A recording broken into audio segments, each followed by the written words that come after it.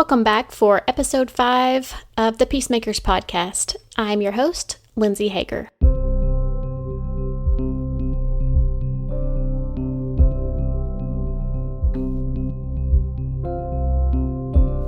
Okay, so today I am going to be sharing with you an interview that I had a few weeks back.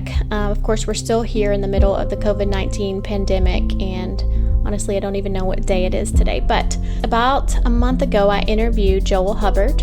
And for those of you that may be aware of Joel or his podcast, he's the co-creator of the Art of Growth podcast, and it's become one of my favorite Enneagram go-to podcasts, and I think I've even talked about it on the Peacemakers podcast a few times. So Joel is the co-creator of the podcast, The Art of Growth. He is a certified Enneagram coach, and he's a pastor near Boston, Massachusetts. So over the past several months, like I said, I've just become super enthralled with the podcast, The Art of Growth, and specifically one of the episodes that I've gone back to a couple times and talked to other Enneagram 9s about is Season 2, Episode 2, and it's one where Joel is hosting an Enneagram 9 panel. And that specific episode just has really spurred on a lot of thoughts for me as a peacemaker, and really has broadened my knowledge about myself, and it's created some really good conversation for me in discussing it with other Enneagram 9s. And so I just couldn't help myself from reaching out to him, and I'm just like, please come and coach me on my podcast, or come and talk to me about that episode on my podcast. So I'm just really excited to share this with you. I think there's a lot for us to learn. So without further delay, here is part 1 of my interview with Joel Hubbard. So, how are you doing first? Tell me, I know that this is a crazy time, and I really appreciate you making time to talk to me. Yeah, absolutely. My joy. Yeah, things are, things are going as they are, I guess. Yeah. I mean, it is a mixed bag of all sorts of challenges, and, I think everyone has a sense of disorientation. Mm-hmm. And then at the same time, there's some wonderful moments too, some really precious connections that I think we're having with each other. Yeah. You are a pastor. I am, yep. So are you doing that like over video? Like what's that looking like right now? We've gone all Zoom, and crazy thing is that we're doing really good. Like people like it. And not everyone's used to it yet, but we've had some interesting things emerge from that, like folks who are visiting us from different states, and feeling like they're connecting more to our expression of faith in our church than they do in perhaps their own church, or some folks who haven't been attending church that are showing up, and so that's been interesting. And then I've also found that people we do it very dynamically and interactively. So we have folks will chat with us, and we'll respond to the questions. And so it's been really interesting to watch as folks who are typically more introverted that will now interact through chat with us and ask questions. And so I feel like in some ways it's leveled the playing field. This is early for me, too early for us to, I guess, definitively say this, but it's leveled the playing field, I think, for some folks out there. Yeah. I'm really interested. I mean, I know a little bit about you just through, us talking the other day and then the podcast. How long have you been involved in the Enneagram, and how long have you been a pastor, and how did it come to be that you wanted to be an Enneagram coach? So I've only been doing the Enneagram. It feels like forever, but I've only been doing the Enneagram now for about 4 years, where I think solidly. So before then, I started probably about 4.5 years ago looking into it, but it was really 4 years ago that I took it seriously. And 2 years ago, I went for my certification and started that process. Pastoring, I've been doing that for a long time. I was youth pastor in the late 90s, and did that for 6 years. And then I went off to seminary. I kind of did it backwards, went off to seminary, And then after graduating from seminary, I took a lead pastorate at a church and have been doing that since then. So altogether, I don't know, 20 years, maybe 20 something years. I've been pastoring in total. Wow. So, and there's these statistics that are out there that roughly 15,000 pastors, I think it is. I don't know what the latest number is, but per year, I think it was, were burning out and not returning to ministry. And I thought to myself, what's to burn out about? Like, I'm having a good time for the most part, and I've always got fresh ideas, new ideas. And so I kept pushing and pushing. And I now can look back and see that I was on the verge of burnout before I ever burned out. And I burned out 4 years ago and burned out pretty hard. And it was then that I ran into some authors who were referencing the Enneagram. And I thought, I've heard of this before, but maybe I should take a look at it. And I did. And when I did, it began to speak to me quite profoundly. And that's when I decided I was going to go get certified in the Enneagram. And it was through that season that I emerged from what I can now see was really me running out of my own self, my own capacity to meet my needs, to save myself, to be in this world. And a lot of the low side of my type was why I ended up, I think, burning out. Mm-hmm. And you're a 7, right? I am. Okay. So many questions. Okay. So I told you the other day, I grew up, in the Christian faith and have a counseling background and grew up in a pastor family. My husband is a pastor's kid and a missionary kid. So it's kind of it's been our world also. And although I did not really intend to talk very much about this necessarily, but I feel like the Enneagram is so spiritually focused in, just knowing ourselves that there's obviously going to be crossover. But when you talk about that burnout, like I feel that, like I have felt like I went to seminary also and kind of had this, I wanted to save the world. I wanted to bring that helper part of myself to the world in whatever way that looked. I found myself getting burnout just kind of with the politics of how things can be. The church, culture, politics, and just kind of sucking the life out of who I think God is. I've been taught all these years by personality types that were not my personality type. So they were interpreting the Bible through their lens of how they're showing up in the world. Well said. So let me just kind of go in that direction. And that's one of my first questions I wanted to ask you. So I discovered you, I guess, maybe about 4 or 5 months ago, 6 months ago. I've been on my Enneagram journey for a while, and knowing I've been a 9 and just getting to know myself more through that. But discovered the podcast, and I am very self-centered in that once I knew I was a 9, it's like I'm going to the Apple Podcasts and searching, for all the 9 episodes. And we're just so self-serving. But found, your 9-panel podcast, episode 2, season 2 of The Art of Growth. And I think I've listened to it like 4 or 5 times, and I keep quoting it to people and putting it out there on Instagram. And it's like all of these 9s that I'm friends with online, they're resonating with it too. So everything I want to talk to you today is I'm pulling inspiration from the things you said in that podcast, but I just want to kind of expound on it. Sure. In this crazy, busy, like fast-paced world out there that we 9s are living in, that's led by a lot of people that either feel confident in their voice or they feel like they've had the experience putting their voice out there, or maybe, maybe they're 3s on the Enneagram, maybe they're 7s or 8s, and they just have this kind of passion just kind of bubbling over from them. Then you have someone that's been in the background of their life, like me, and has been fearful of putting their voice out, fearful of showing up. And it just feels like there's so much noise, and why even bother putting my ideas out there? I just wanted to ask you, like, how does a 9 even begin to step their foot into that? Yeah. Yeah, that is what I hear from a lot of nines. I'll tell you, I even hear from nines who are in senior leadership roles.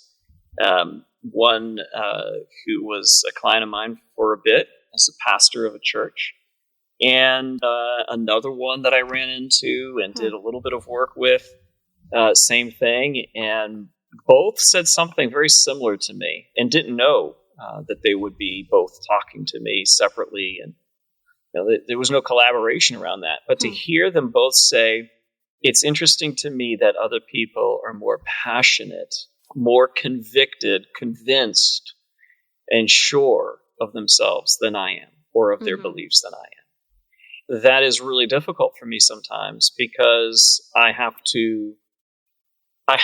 feel like I have to have that. I have to be that person, as well. Nines are in a world that tends to have more of that than they do. And so when a nine shows up, it's easier for the nine to merge with the energy of others than it is to tune in to what their own thoughts are, their own feelings, their own desires, and to just go with the flow and lose themselves in that. There's some of that that's the low side that goes towards behaviors that are not helpful. But to every one of these low sides, to every type, and for the nine, the different low sides that you may see in yourself, there is also a strength to that. And it is very difficult, I know, for nines to see that in themselves. But in this world, there's a pulling back that the nine can do to come back to the nine's self and to discern what needs to be discerned. The nine does not have to be an 8. The nine does not have to be a 3 or a 7 or any other type. The 9 has to be the 9, because there's a gift that the 9 brings to the world that none of the other types have. And it is critical, super important, and rewarding for the 9 when they can come to terms with that truth and fully embrace it and live into it. And it's always going to be the goal. It's never going to be a once and done thing where I have arrived. I'm at the top of this. I have no problem anymore with full embrace of myself. Every 9 will work at this for the rest of their lives, but you will gain a whole lot of growth. You'll have places, levels you'll reach where you won't be revisiting some of the earlier struggles. So that's the goal, is to embrace the fullness of your 9, to leverage the strengths of your 9, and to bring yourself back to yourself and back into the world.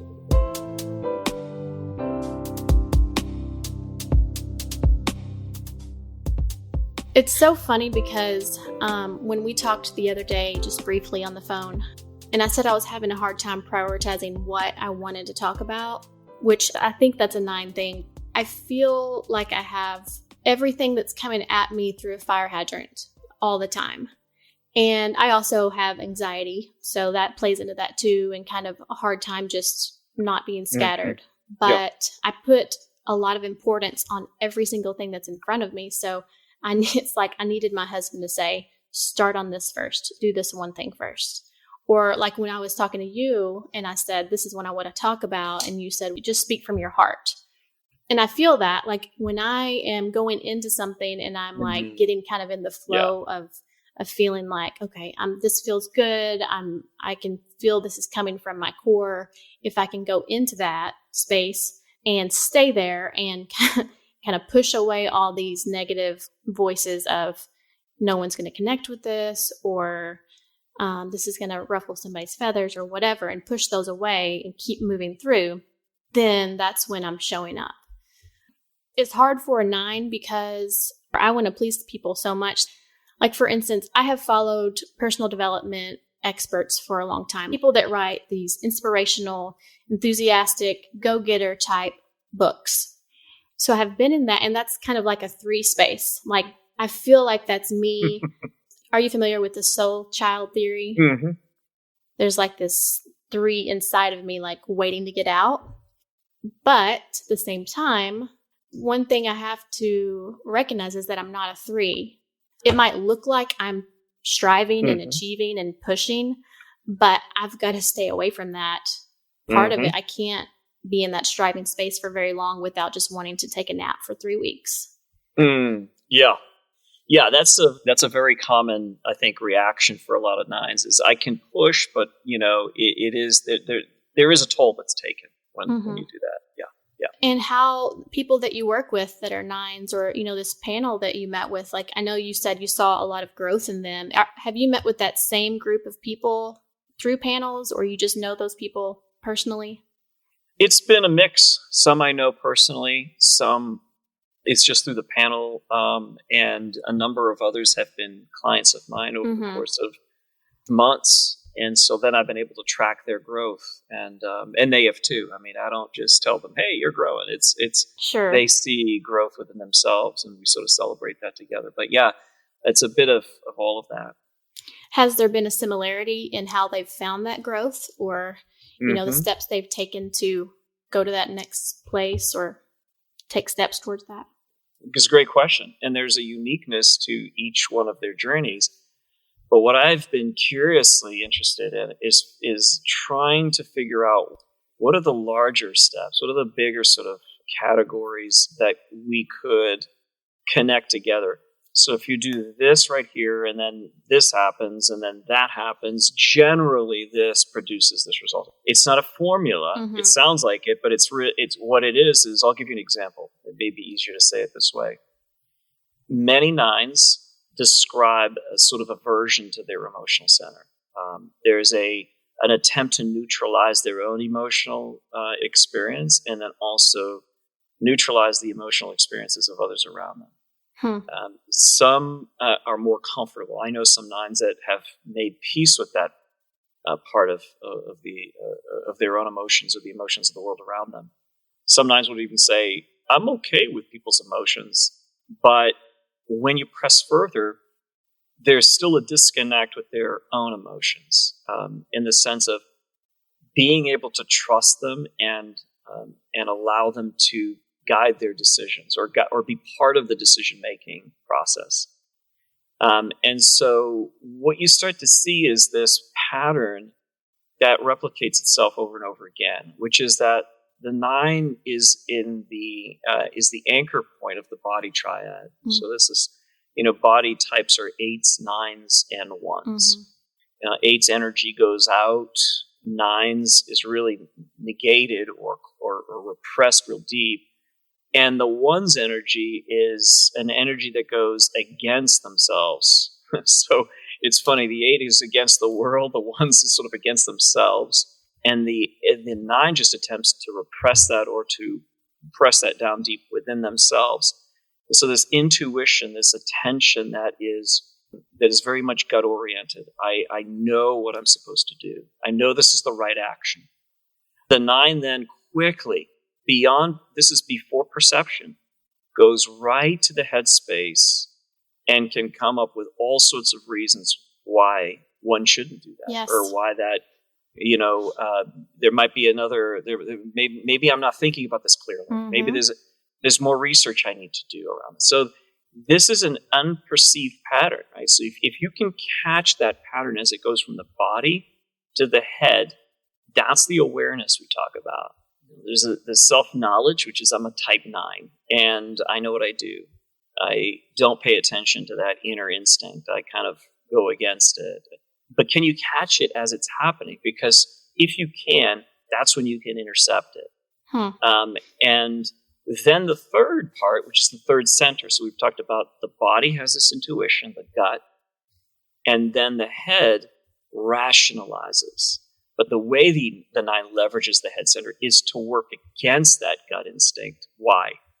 Because from the heart space, the 9 knows or believes, if I assert myself in any way, if I bring myself in any way, it will create discomfort, disharmony, and a lack of peace, and it'll rob me of that.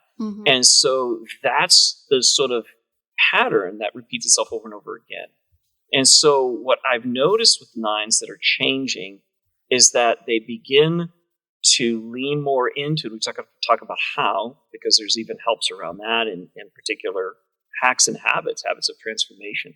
But when the 9 begins to tune back into their gut, So this is what I know I need to do. And then they communicate it and are willing to take that risk of going against what they fear might happen. What ends up happening is they begin to make right decisions. They begin to take right action. And instead of being a peacekeeper, they actually genuinely become a peacemaker. They begin to discover that didn't really have the effect I thought it would. The lie of my type is that if I assert myself in any way, if I bring myself into the conversation in any way, if I do any of these things, if I move, if I get up, if I take on a new challenge, then I'm going to have this dreaded sense of disruption. And that's the lie. That's the lie of the type. And so when you call it out on its lie and you begin to live in the other direction, you start to find peace at a deeper level. Yes. Jim, what's his Zartman? name? When he introduced, I guess you guys were introducing that episode, he talked about his wife being a 9 and how I guess she got to a point where she recognized, or she was starting to live pushing through that conflict. And she recognized that it wasn't worth her not being herself to push through that conflict. I'm finding that for myself too. I've had this desire for a long time to put my voice out there. I'm not even talking about through a podcast or through, the online space, but just bring myself and my opinions and not hold back. I feel like a lot of the things that are happening in the world today, it's like everyone's screaming at each other. Everyone has an opinion. Everyone has a strong opinion. They feel it in their gut. They feel it so strongly that they want to tell you what they think, and they want to tell you why you're wrong.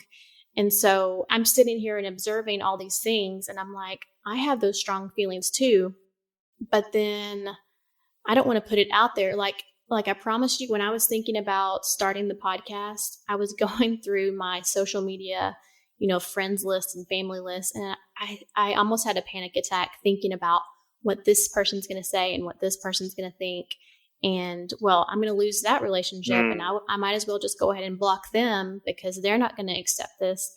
It was a direct reflection of how I live my life in general. Yep.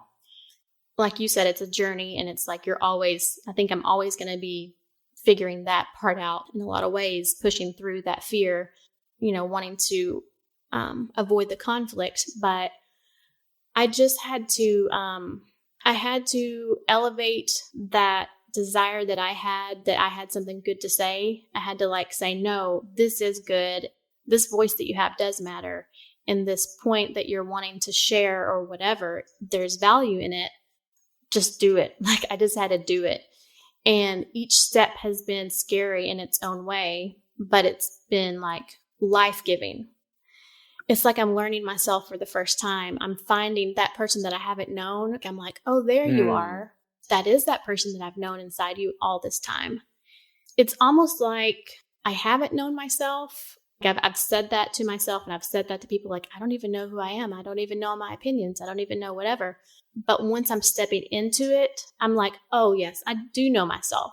I do know my core. It's just I haven't been living out of it. I've been repressing it so much, and it's just been asleep, really. Yeah. Well, this is what happens when a 9, when they start to realize that every bit of their patterns, their lower patterns, instead of producing peace, it starts to produce more anxiety. It starts to produce more resentment. It starts to dawn on them that if I go the other direction, and if I actually create what I feel like is going to be conflict by starting this podcast, by putting my voice out there, that the exact opposite happens. They begin to live lighter. There's less weight around it. And the issues themselves go away. 9s have told me, when I finally spoke up and I said what I thought, then I was able to move on. And it's gone. I don't replay it over and over again in my head for days or weeks or months or years. Because what ends up happening is all this sort of self-negation and repression and tuning to the world outside means that all of this discomfort just lives in the headspace. It's a way of managing the discomfort by putting it up into that and rationalizing it away. But it never actually goes away, right? So the 9 has to tune into that. This is sad. that I feel that I might lose these relationships. It's sad to me. But that's what it is. It's just sadness. It's not truth. It's what I'm feeling at an emotional level is fear that may happen. And then calling it out on its lie and beginning to test it. Let me try just in a small way to see what happens. And the little steps like that begin to build on each other. And it's important for the 9 to then reflect on what happened. Because you've done this before. You've already gone against your low side of your type. Many 9s have done this. But what happens is you forget that you did. And you go back to observing the old pattern of behavior. And so what you have to do is bring to mind over and over again what I did. Like for yourself, Lindsay, I started this podcast. And look what happened. Did it blow up in my face? Did everybody hate me? Did all the things I expected would happen? Did they happen? And you may have a story that, oh, yeah, actually somebody was upset. Okay, but pull back and look at the larger scope. What happened? Was it as bad as you expected it to be? And you play that over and over again, and you reflect on those things. And those things begin to build on each other and begin to produce more of a transformation within you. It's the sort of the neuroplasticity, the brain's ability to rewire itself. What it needs is, in order to rewire itself, it needs both the experience of doing something different, but then also the reflection on that. So the reflection on it helps to sort of solidify the change inside you. Yeah. I'm very fascinated by how we play these roles in our family. So like in our family of origin, we have I'm the youngest child. And prior to the Enneagram, I really thought I had a really good system of figuring myself out. So, okay, I'm acting like this because I'm the youngest child. I'm acting like this because, my dad's a pastor or because XYZ. And sure, all those things play into it. And I think the Enneagram for me has just been another puzzle piece of, learning that I'm a peacemaker and that I played that role in whatever sense. I mean, I think everyone kind of comes to that space in their own way. For me, it wasn't necessarily overt trauma. It was just, I was born with a certain personality, and for some reason I couldn't find a way to interject myself into my family, or for whatever reason I couldn't do that, or I felt that I couldn't. I had to play this sit back kind of role and observe and just watch everything happen around me. Going back to what you said about the way you described it on the episode was breathe air into the good that is happening. Yeah. And going back to what you were talking about just now about remembering what happened before. What did you do before that helped you get from point A to point B? And what was good about that, and letting it come in and affect you. Yes. That's a meditation for 9s. It's breathing into the good is the practice of delighting yourself. It's the practice of gratitude and delight. It's a little bit further than gratitude. Sometimes gratitude has been a fantastic topic that I can't talk enough about. I think every one of us should be practicing gratitude. But let me push it further, because gratitude can be, oh yeah, I'm just thankful because I have a roof over my head, I get food, and sometimes it gets really not helpful when we get into, I should be grateful, right? So then there's the should. I should be grateful because I've been given all these gifts, but the helpful part is still good. Grateful for all these things that I do have. But there's one that's even further that you body types really can do well when you do it. I practice it, and I've got it to where now I'm really loving this meditation. But the meditation is one in which I take complete delight in the moment. Silly, simple pleasure, and I feel it in my body. So I make my body as if it could. I make it smile from head to toe. What would it look like if every part of my body was happy, full of gratitude, delighting itself in the moment? Right? So when you see yourself as a 9, now you can do this just regardless of whether you've accomplished anything great or not. But even more when you have done something well. 9s almost never. Out of the Enneagram types, it probably one of the ones that do the least of this, which is to remember and to reflect reflect on the good things they actually have done. Mm-hmm. And to practice that is so critical and important. Like, I did this well, and it went well, and people liked it. Mm-hmm. And to delight yourself in that. It's tuning into your body and honoring it for having guided you well. Your body center, your gut center, your intuition. This is what guided me, and I responded to it. And so you delight yourself in that. And doing that will produce better endorphin releases, but sort of better sense in your body and in your mind around it's the reward. I did this, and there's a reward for having done that.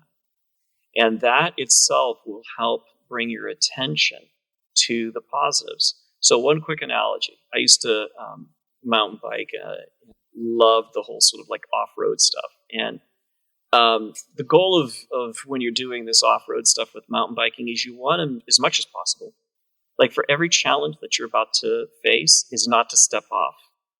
You want to keep both feet on the pedal and conquer that thing, get to the other side, and then you can, step down. But that's the goal. So I'm coming across a little tiny wooden bridge. It was like somebody had put a plank down essentially over this very muddy, little stream. And at this point in the season, it wasn't even really a stream. It was just like maybe mud mixed with with about 2 inches of water above the mud. And I'm looking at this saying, that's the last thing I want to go into right now. I do not want to fall off into that stuff. And I know the rule of mountain biking is where your head points, that tends to be where your body's going to lean, and it's going to bring the bike there. And I kept looking at this crappy, muddy, ugly stream that I'm thinking, I do not want to go in there. I don't want to fall into that stuff. I just want to get to the other side. This is going to be fun. Let me give it a try. Don't look. Keep your head straight, focused on the... And you know what? I couldn't help myself. I looked at that stupid thing, and I ended up right in it. And then I get off my bike, and now I'm angry because I'm angry at myself for having done that. So I get my bike back up, and I try it again.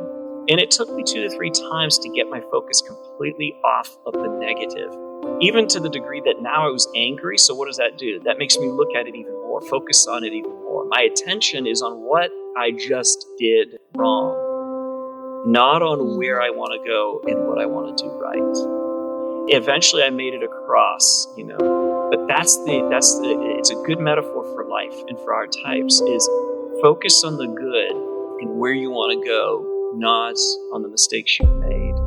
Because the more you focus on what you've done well, where you want to go, the more likely you are to get there.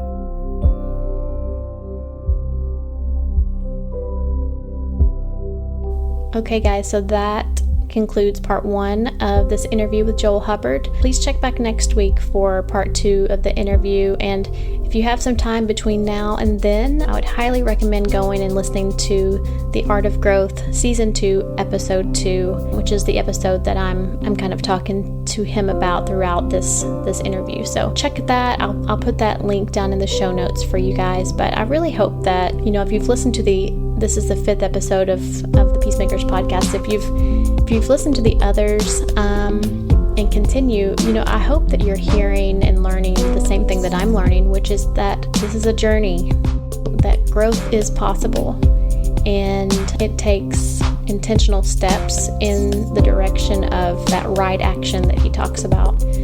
But growth is possible, and these patterns that we live from, they happened over a period of time, and so that change is going to come over a period of time. It's not going to happen overnight. And so a lot of these things we will be dealing with and pushing through for the rest of our lives. But I can just tell you that I'm already experiencing a lot of freedom and a lot of growth through just taking steps forward and putting myself out into the world in whatever way that looks. Your journey is not going to look the same as mine. But I'm already experiencing a lot of freedom from that and just finding myself in the process. So thanks so much for tuning in today, and I'll just see you back here next week for part 2 of my interview with Joel Hubbard.